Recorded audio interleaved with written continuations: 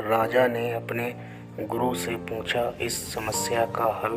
गुरु ने कहा कि राजन, अपनी प्रजा में से किसी योग्य व्यक्ति को उत्तराधिकारी बना देना चाहिए।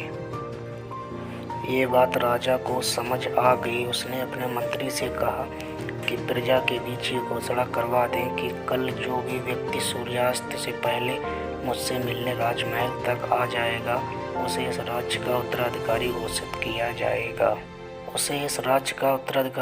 किया जाएगा। ये बात सुनकर मंत्री ने कहा कि महाराज, ये तो बहुत ही आसान है। पूरी प्रजा ही राजा बनने के लिए यहाँ पहुँच जाएगी। राजा ने कहा, ऐसा नहीं होगा। मुझ तक सिर्फ योग्य व्यक्ति ही पहुँचेगा। आप घोषणा करवा दीजिए। मंत्री ने राजा की आज्ञा का पालन किया और प्रजा तक संदेश पहुँचा दिया। अगले दिन बड़ी संख्या में लोग उत्तराधिकारी बनने के लिए राजमहल की ओर निकल पड़े।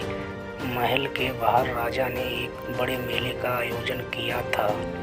मेले में शराब थे, नाच गाना हो रहा था, तरह तरह के स्वादिष्ट पकवान थे, कई तरह के खेल वहाँ हो रहे थे।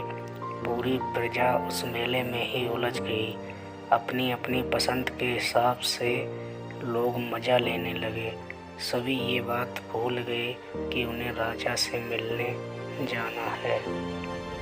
तभी वहाँ एक युवक ऐसा आया जो इन प्रलोभनों में नहीं फंसा। उसे सिर्फ अपने लक्ष्य तक पहुँचना था। वह सीधे राजमहल की ओर चल दिया। मुख्य द्वार पर 2 पहरेदार खड़े थे। उन्होंने युवक को रोका, लेकिन वह किसी तरह उनसे बचकर राजमहल में प्रवेश कर गया। अंदर पहुंचते ही उसे राजा, मंत्री और उनके मिल गए। राजा ने उस युवक को राज्य का उत्तराधिकारी नियुक्त कर दिया। इस प्रेरक कहानी की सीख यह है कि हम अपने लक्ष्य तक पहुंचने के लिए रास्ते में रुकना नहीं चाहिए। सफलता मिलने तक हमें आगे बढ़ते रहना चाहिए।